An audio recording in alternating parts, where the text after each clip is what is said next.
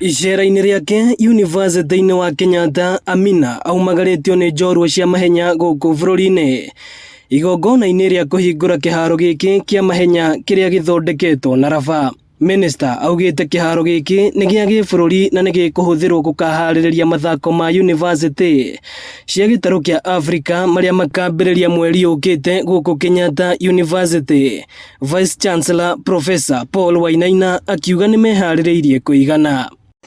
Professor Wainaina, as you prepare now to host the 10th edition of the All Africa University Games next month, I have no doubt that you live up to your reputation, not only as excellent hosts, but also as formidable competitors and successful athletes. We are appealing that the government look at this and also help us to actually update all the other facilities, because besides the 2025 athletic games that are going to be held here, this is a field, this is an area where actually Kenyatta University has contributed a lot. President wa kĩama kĩa mahenya gũkũ bũrũri-inĩ Jackson Tuwei akiuga kĩharo gĩkĩ nĩ kĩrĩkĩtie kũhĩtũkio nĩ kamĩtĩ ya gũthũrima wagĩrĩru wa iharo na ĩrĩa ĩraharĩrĩria mahenya ma thĩ yothe marĩa magakorwo gũkũ bũrũri-inĩ mwaka wa 2025.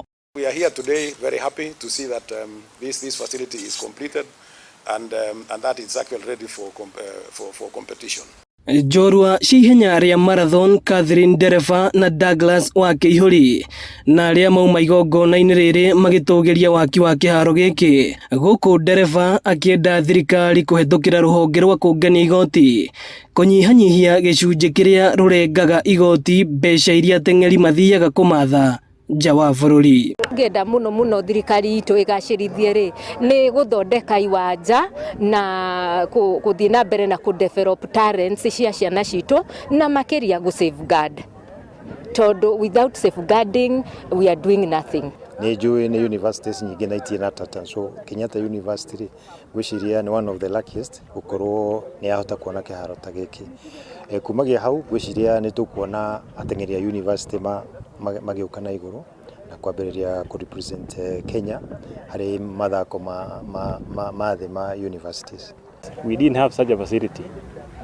We used to train in earth road and maybe forest, but having such a facility is a great step. This is what I can say, that they have done a mile ahead and we thank them, because without this maybe we could have some petty excuses, but with this now we will not have anything to complain about much. We will have to put our effort on. Gĩkũhũngĩra handũ-inĩ ha Inooro TV, njĩtagwo Moses Ngigĩ.